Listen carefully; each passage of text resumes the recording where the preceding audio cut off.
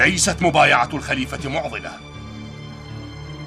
المعضلة كيف يكون الخليفة؟ إذا اجتمعنا كلنا على أن عليا أعلمنا وأعدلنا وأتقى رجل في سواد المسلمين، فقد أوجبنا عليه أن يكون خليفة لن يستطيع رفضها. إذا رأى من الناس اشتياقها ونصرتها سوف يستجيب. أسمعتم يا قوم؟ علينا مطالبته بالشوق والنصرة. أميرنا علي، أميرنا علي، أميرنا علي.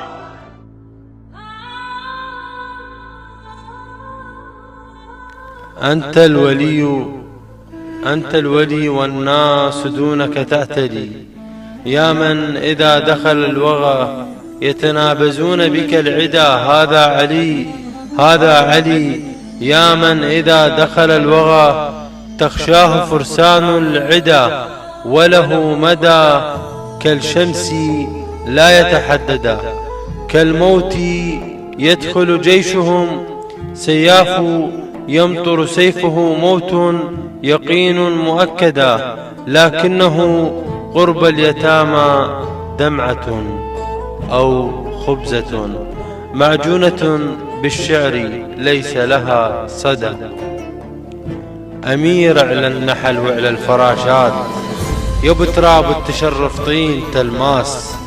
الشجر والطير يفخر انت واليه، أو ياخذ لك تحية جور والياس. كنت تلبس مرقع وانت مسؤول، ما همك مناصب لا حج الناس.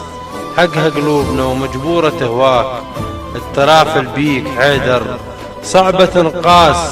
بوقت الحرب تمطر على العدا سيوف، تخنقهم وتلزم حتى الانفاس. تطب على المعارك طبة اعصار، تشبشها وتطق الراس بالراس. سيفك شاعر، سيفك شاعر ومتوارد وياه، بقطع انفاسهم بس سيف عباس. عكس طبعك علي لو شفت الايتام، تغمسلهم الخبزة بمرقة احساس. انت معاشر الايتام مولاي، والحكام بعدك عاشرة كاس. الشجاعة والترافة وطيبة الذات، علي وحاول صفات الكلها نوماس. علي منين ارد وصفك وانت قرآن، ناطق بالعدل مو سهل ينجاس. المكارم انت امها وانتباها، وشغل يوسف جمالك وانتباها. مو حقنا نتفاخر وانتباها بحبك، يا الغدا حبك هوية.